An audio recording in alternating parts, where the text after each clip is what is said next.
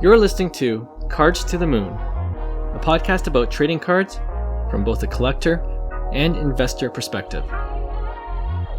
We hope you'll stick around for the ride as we take a deep dive into the state of the hobby, share some hot takes, hopefully some useful advice, and fun stories along the way.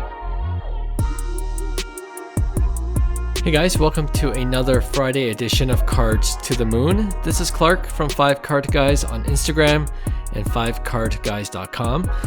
I'm doing this intro solo today, but it's all good because in just a bit, I'm going to play an interview I had with Aaron, who goes by Tropic Collects on Instagram.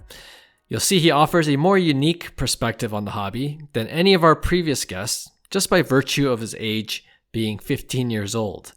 But he's articulate, and I think you'll get some great insights from his experience in the hobby. But first, I want to do a quick rundown of what's going on in the hobby. It's kind of my version of Cage Lawyer's Hobby Minute. So first, the LeBron, KD, Steph Curry Olympics 1 of 1 non-autograph card sold on auction recently for about $53,000. Now, that got some people saying this proves Jeff Wilson, sports card investor, his initial $25K offer and a trip to Cards HQ was a lowball offer. But he actually responded on his Instagram page recently whether that was actually the case. Check out the video on his page and you decide for yourself. I'll bring it up again actually in our Tuesday episode coming out with Hyung and see what he has to say. Second, Shohei 50-50 Mania still going strong. As of this recording, his 50th home run ball on Golden is currently sitting at $1.2 million plus the buyer's premium. I've seen some reports that the ball can go for up to $4.5 million when the auction closes on October 22nd. So we'll see. Now, more cards related, the Shohei commemorative 50-50 baseball card set sold out with a box of 10 packs going for $240 and single packs going for $25. The chase in this set, of course, is the 1 of 1 Topps Dynasty Black Logo Man autograph card, plus 2 autograph cards with a patch of his gloves he wore during that 50-50 game in the card themselves. That ships out for some reason on December 26th, so we'll have to see probably in the new year to see if anyone pulls any of those massive chase cards. And let's end off with hockey. Connor Bedard, the big chase in last season's hockey card products, just signed with Fanatics, surprise, surprise. That means Fanatics becomes the exclusive distributor of his licensed memorabilia, which includes jerseys, pucks, photographs, and other game-used equipment. But if you want licensed autographed hockey cards of Bedard, you can still get them from Upper Deck, who had signed Bedard to an exclusive autographed trading card deal in 2023, so just last year. What that means is at least you won't have to worry about only having Bedard unlicensed cards like the current situation we have with Victor Wembanyama and CJ Stroud. That's going to change when Fanatics finally gets the licenses for the NBA and NFL. All right, that's the hobby rundown on Cards to the Moon. Now, let's go on and play that interview with Aaron, aka Tropic Collects, right now. Enjoy. All right, we got another special guest on the pod today. His name is Aaron. His IG handle is @TropicCollects. He's a hobby content creator like us. He's also a fellow Canadian like us, but he's also 15 years old as well, not like us. And, we've never had someone as young as Aaron on the show, but if you check out his content, you can tell he's serious about the hobby while having fun with it at the same time, which is amazing. So without further ado, Aaron, welcome to the podcast. Thank you so much, Clark, for having me on. I'm glad we're able to connect. And we're just saying off air, we're in the GTA, Greater Toronto area, and we kind of all know the same people around here at the shows, right? Yeah, for sure. All right. Like I said, you're by far the youngest guest on our show to date. So most of the time, I'm asking older collectors like myself when they started collecting, how they got into it, And most of them have to think back a long way to their childhood, right? Yeah. But for you, it hasn't been that long, so I'm sure you have a clearer memory of how you got started in the hobby. Do you want to share your hobby story with us? For sure. So I started back during COVID. I started from a video game called NBA 2K20, Mm-hmm. which basically you collect cards, you build a team similar to this hobby. There's an auction house similar to eBay. So I've learned the different aspects of that. Before that, I was not into sports at all. But during COVID, I really just took a turn on sports. The Raptors won the chip, obviously, so that Yeah. got me into it a little more. Yep. I just was a sports lover from then on, honestly. Oh, wow. So you weren't even into sports. No. Wow, that's crazy. So just like the other collectors I talked to on this pod and just at the shows, a lot of them we collected as kids, but then we went away from it, but then we all came back around this COVID area. So it's interesting that you got into it, during COVID as well, but in a different way, Yeah. Nice. So tell me a little bit about how, the NBA 2K. So I'm not into video games as much these days, but you're mentioning that it's the same kind of system where you collect cards and you Yeah. build your team that way? Yeah, so it's a game mode called My Team. They still have it. I'm currently playing it, actually. Okay. On 25. But basically, you build a team, you collect the players that you like, you build kind of like a fantasy team. Okay. So for example, you could have all-time players, current players, and there's different overalls, better cards, lower cards. Yeah. Kind of fun like that. For example, literally look in the hobby. There's an NTRPA of a card. Yeah. Right? And then there's a base card. Mm-hmm. Similar to that. Okay. So the higher status the cards, the more you can do with that player? Yeah. Gotcha. So they're better stats and stuff. Gotcha. So better dunking, better 3-pointer, better all that stuff. Right. Okay. Got you. So before we go off this video game, because I'm kind of fascinated by this all of a sudden, but in terms of the auction, what do you mean by that? How do you acquire these cards? So in the game? Yeah.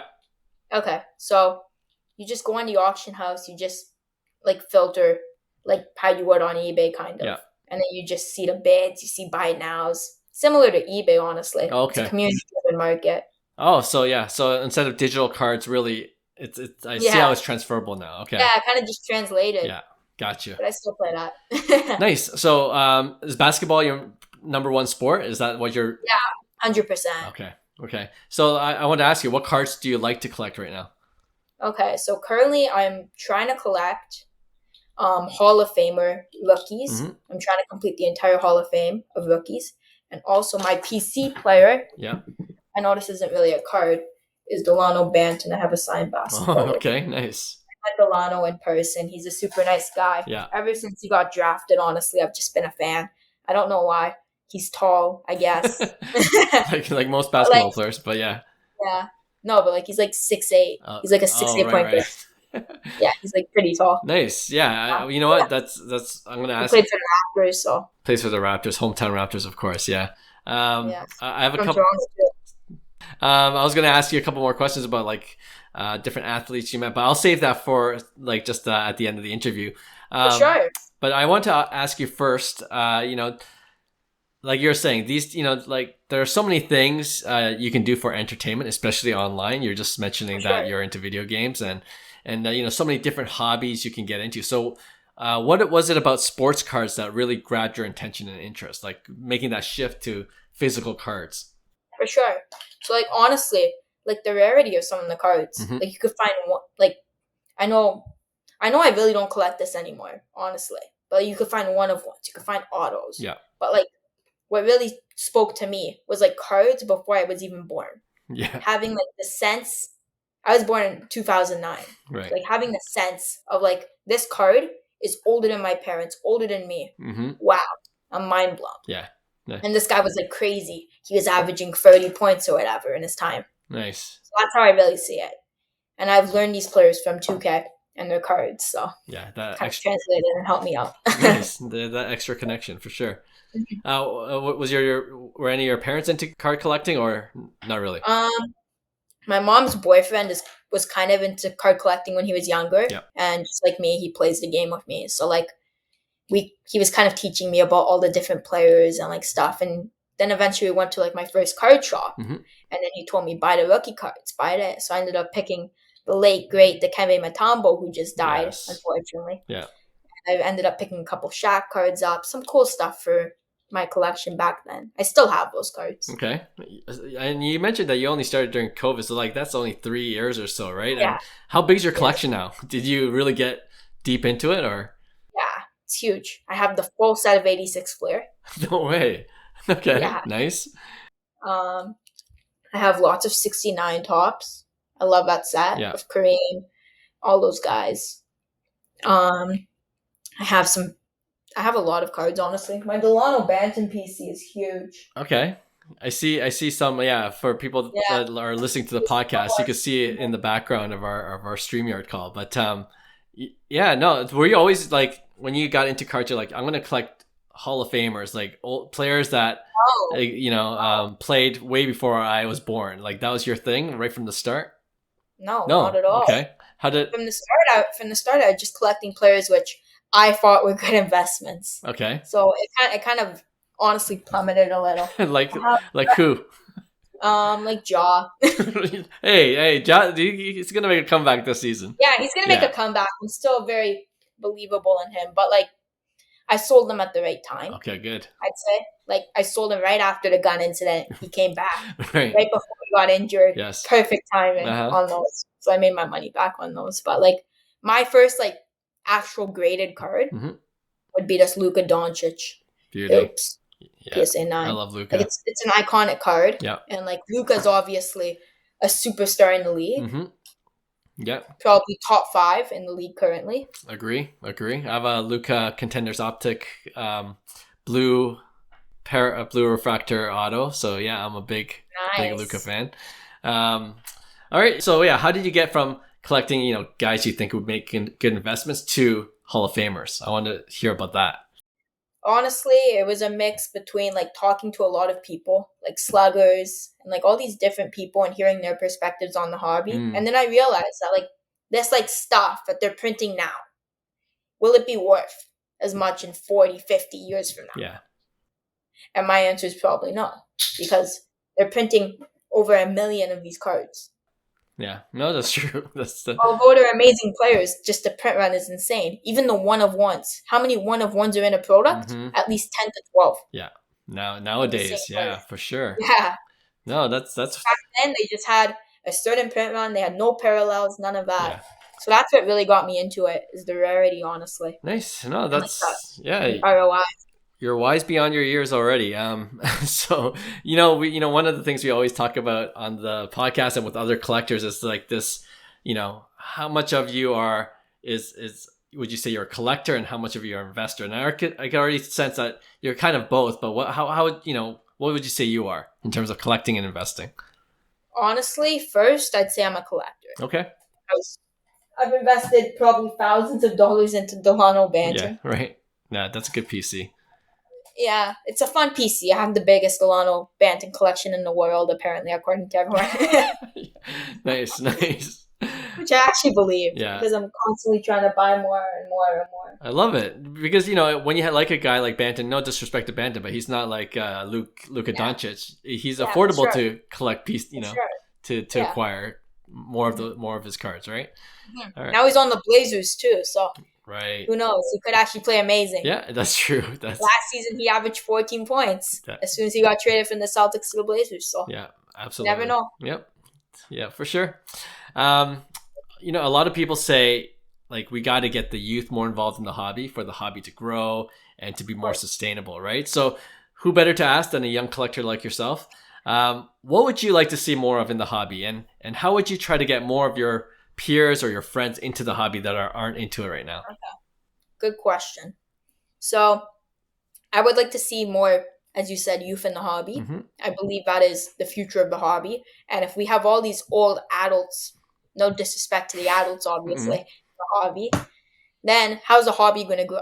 Right. Like, we need more people coming into the hobby. More people, like, joining the hobby, having fun in the hobby, you know? Mm-hmm. So are a lot of your friends into the hobby or not? Honestly, some people in my school are actually into the hobby. I just realized Oh, a really? couple days ago. Yeah, Okay. I probably have like 20 kids in my school that are in the hobby Oh, that's pretty now. good. Yeah, yeah. Yeah. How Yes. you know, like to I agree with you. You know, for the hobby to kind of sustain itself, you got to get the next generation on board. Yeah. Is there anything specific you'd like to see that just really caters to like Okay. your age group? Do you know what I mean? In terms of getting them more interested in sports cards. Yeah. So I'd like to see more free events Okay. in the Yeah. sports card space. Mm-hmm. Something which I'm personally doing to make a change is I have this little card shop which I'm running, Mm-hmm. which is probably going to happen. I don't know, sometime next year. I've done a couple of them. They used to be like little trade nights. We're trying to expand to a card show. Yeah. Little sneak peek for everyone who's been wondering Nice. behind the scenes. But like basically during these card shows, Yeah. we try to make everything free to the best of our ability. Mm. So couple last card shows, we've been giving away thousands and thousands of dollars of free product because all these different shops in Toronto have just been sponsoring product for me to give away to these people. Amazing. Yeah, honestly, it's insane. And like what we want to do is we want to have everyone a chance to set up at a booth because that was like my first experience setting up at a booth. It was like a trade night table. Yeah. I was just setting up a trade night. I brought my dad with me. We just put some cards on the table and it just kept on rolling that way. Nice. So like that would literally be like my dream is to like have a lot of kids just set up for free. Don't worry about like collection value. Don't limit them, say $50 per table, Mhm. $25 per table. I don't care. Just set up. Yeah. Enjoy. And free admission to all too. I love it. I love Even it. if you're not a kid. Thank you. No, that's a great idea because you're right. Like for and you know, us adults, we don't really think about it that much because, you know, now we have a little bit of disposable income, but for kids, that is a barrier for sure. Yeah. I totally sure. see that. Yeah. Well, since you got into it during COVID, have you seen it grow? Like, have you seen more of your friends or, you know, collectors around your age, more of them around? Yeah, for sure. Like more people have got into it since COVID, I think. Okay. Although I wasn't in it before COVID, so I can't really state that. Yeah. But like statistics show, Right. kind of like the market like going up, Mm-hmm. like during COVID, and that was insane. Yeah. Some of these cards used to be over $1,000, and now they've dropped incredibly, you know. Yes. Yes. But like Corrected. still, like it doesn't mean that the market's gonna plummet. It just means that we have like inflation a little during COVID. Mhm. Sure. Yeah. And then after COVID, like everything else went down. Yeah. No, that's true. And you know, like I guess the side benefit of all that is that it's more affordable for more collectors now, right? To get back into Yeah, it. sure. Yeah, nice. All right, as I said in your intro, you're just not a collector, but you're also a hobby content creator as well. We're just mentioning even before we started recording that you saw a few of our interviews on our podcast, and actually you reached out to us, so I'm glad you did. But you know, I've noticed your content as well. It comes up on my algorithm and on my feed. And To the moon. to the moon. We'll share Isn't that your saying. podcast name? Yeah. Ours is Cards to the Moon. Yeah. Cards to the moon. Let's go. But yeah. It's to the moon for drop collects Yes. because we believe. Well, you know what? That's a good segue because how'd you come up with the handle Tropic Collects? Because we're not in the tropics. So we're in Toronto. I know, It gets we're cold not in the in the winter. We're not in the tropics, but I personally, my favorite place. I've only been to a couple places in the world, to be honest with you. Mm-hmm. And one of my favorite places is LA. Nice. I remember coming out of the plane. It was a snowy day in Toronto, coming out of the plane and being like, where the hell am I? Yeah. It's a nice change. Meanwhile, I'm in LA. Yeah. Yeah. So that's where it kind of came from. Okay. And then it kind of just snowballed on from that. Cool. Honestly, I love the tropics and I wish to do more stuff in the tropics. One day. Like the name says. But Okay, yeah. no, I was just curious about that. But for sure. But anyway, what like made you want to start actually making content around the hobby? And just curious how you got into that. What made me want to start creating content Yeah. is that I see like all these different kids in my local hobby shop Mm-hmm. that don't even like that are just getting into it, and they don't really have someone their age to look up to. Mm. Like when I got into it, we didn't have any of these kid content creators. Yeah. So I was like one of the first, For sure. I'd say, in like Toronto, for sure. Agree. Like Greggy Boy was not around when I got in, and like none of those other kid content creators were like really around when I got into like content creating and stuff. So I just wanted someone that the kids could look up to. Cool. And be like, hey, I'm that age. I'm gonna just keep on grinding, and then eventually I'll get to that level. Yeah. No, that's great. And like you said, I've seen Greggy Boy's content too, but like it's like one of those things where you see other people your age do it, or other people in the same situation as you do it, and you're like, oh, I could do this too, and that's growing the hobby together, right? For sure, yeah. Nice. Like for me, when I create content, whether it's for my Instagram or whether it's for the podcast, it is a lot of work. But the thing is, I don't have school to deal with, right? Whereas you do. Like, how do you stay? How do you stay on top of creating content? And how I stay on top of like creating content when you're busy with so many other things too? Yeah, do you have help or? No, honestly, I just run it all by myself. To be honest with you, but I try to do like previously. I was doing stuff during school. Okay. I was making all my posts during school. The reels were filmed the night before, and I was editing during school. But like now, I've really just had to go into high school, so I've took a little pause on that content creation. And then instead of doing it during school, I'm doing it like during the night a little more. It's like I'm staying up a little later to just edit the video, make sure it's perfect, like that type of stuff. That's amazing. Yeah, no, if you're listening to this podcast and you never checked out Tropic Collects, look at his videos. It's pretty clean, pretty smooth, and very informative. So you're doing a great job. Thank you so much. Yeah. You were mentioning you check out other hobby content creators as well. Is there any that's kind of stick out to you, like in terms of others that you enjoy consuming? I mean, I like a lot of people in the US. There's not many in Toronto, which I could really think of, or in Canada. Smaller, for sure. Yeah. I guess Sluggers is a good one. Yeah. Sluggers is here, Boy though. Cards is a good one. Yeah. Prince of Packs is pretty fun to watch sometimes. Okay. I love watching all the breakers, like Powax, Backyard, all those guys on Whatnot. They're super entertaining, honestly, although I never joined the breaks. Yeah. Not yet. Yeah, not yet. I mean, I've joined a couple, but like not like that heavy like break, Right. So you're not like $1,000 break and stuff. Yes, yeah, it can get up that there. That stuff is crazy when they start getting to the NT level, flawless level, brilliance level. For sure. I mean, that's too rich for me even. So, but like you said, it's fun to watch to see what kind of hits come out, right? Yeah. Nice. All right. Well, this is what I kind of alluded to at the beginning of the interview, but after seeing some of your clips, you've been able to meet some really cool people in the hobby, which is something I've been able to experience as well. And some athletes too. Like I saw, I think, what was it? Like the Tops Rip Night that Grady Dick, yeah, right? Yeah, I pack battled Grady. That was super fun. Were you the one that pack battled him?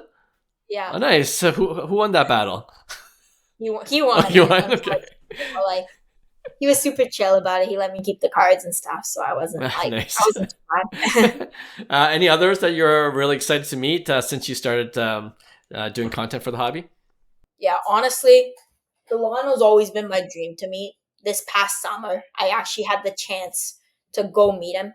I met him at where was it? It was in Rexdale, like his hometown. Okay. I had to take a little drive to Rexdale, and he was at a community center, like it was like a planned event. So I heard about the same day. I just rushed there and I drove there, and he was just standing there, and then I was like mind blown. I was like, "Oh my god, Delano!" Nice. Like that. Like that's always been like my player, which I've always wanted to meet. I try not to like make it like someone too hard, because like if it's someone too hard, like Luka Doncic, right? Am I ever gonna meet Luka? It'll be difficult. Probably not. Nice. So to be realistic, Delano, yeah. I mean, you work your way up, right? Yeah, but like I don't live in Dallas. That's so true. the odds of me meeting Luka is like pretty low. That is true. That is true. No, that's cool. That's cool that you got to meet, a guy you like to really PC too, right? That's. I'm sure that's extra special. All right, Aaron, thank you. We like to usually end our interview with some quick rapid fire questions, if you don't mind. Cool. I'm down. You ready? All right. I'm down. Okay, here we go. First one, we always ask the same question. What's your favorite card in your PC right now? Ooh. Right my now. favorite card Yeah. is my Michael Jordan Fleer 1986 Yes. PSA 1 rookie card. Nice. Wow, you got that, eh? Yeah. That's amazing. As I said earlier, I have the full set. Do you mind telling us a story? How'd you get the full set? Like, did it take long or? Okay. Honestly, I've just been doing trades on this app called Veriswap. Yes. I'm sure you've heard of it. We've interviewed Raymond, yeah. Oh, you interviewed Raymond? Yeah, That's on our awesome. pod, yeah. He's an awesome guy. Yeah. And like literally, I was just trading until I got to a Kobe rookie refractor PSA 8, Okay. which like was from Finest. So it wasn't like the Topps Chrome refractor, obviously, but like it was like a still valuable nice card. Yeah. 1,300 US. So then I just eventually just said, hey, I'm looking for this set on Instagram. Yeah. And then Prince of Pats DN it, and he was like, hey, I have the full set. And I'm like, you want to do trade on it? And he's like, yeah, sure. And then I showed him the Kobe. He's like, oh my God, I love that Kobe. Right. So then we just kind of just traded the set for the Kobe. Yeah. And then the Jordan myself, I just did some more trading on Veriswap, honestly, and just got the Jordan eventually. That's awesome. I had a Hank Aaron, I did all this and that. Yeah. No, that's cool. It's pretty cool. Yeah. Well done. Second question. Are you chasing any Grail cards right now? Like, is there one that's you're working toward? Yes, there is a Grail card, which I actually really want. It is a Wilt Chamberlain, 1961. Wow, big card. I believe Fleer rookie card. I want one of those. Yeah. The SGC 10 just sold for millions of dollars, right? So, I saw. I made a video on that. Yeah, I saw that. Yeah. I made a video on that. It's a beautiful card. Yeah. Yeah, it is. Definitely. Okay. Definitely a dream card of mine. Nice. Because he's obviously the points leader. He scored 100 points in a game, 50 rebounds. I'm sure you've heard the story. He's a legend. He's a legend. Yeah, for sure. All right. What would you say is the best thing about the hobby right now? It's gone through a lot of changes. What do you like about it the most right now? The best thing about the hobby is probably Fanatics acquisition. Oh, okay. That's interesting. Yeah. I think Fanatics is going to do some really insane stuff. Yeah. They've already done some crazy things to the hobby. Yep. Like, for example, Tom Brady walking through a card show just casually with security guards. Yes. What other show does that? Yeah. No. Oh, did you go to Fanatics Fest? Were you able to go? I wasn't able to. That's okay, because I want to. I don't know if you saw the footage, but we're like Tom Brady just walked literally behind us. I know. Yeah, I that's saw. Amazing. But like he was just walking around. Yeah. And so was like Kevin Durant and all these amazing players. Yeah. And athletes. Yeah, no. So I was mind blown after that footage. And then Travis Scott obviously did a little song performance and stuff. Amazing. Yeah. Yeah. Normal everyday pod listeners will know that we would definitely agree with you. We really have been enjoying what Fanatics has been doing since they came into the hobby. And I know not everyone's a big fan, but we're definitely on the same page with you.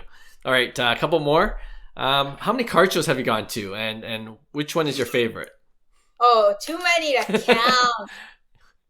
My favorite, the only like big show I've ever been to is obviously the Sports Card Expo in Toronto. Yeah. As I said earlier, I haven't got a chance to go to any of the US shows or really travel too much. Yeah.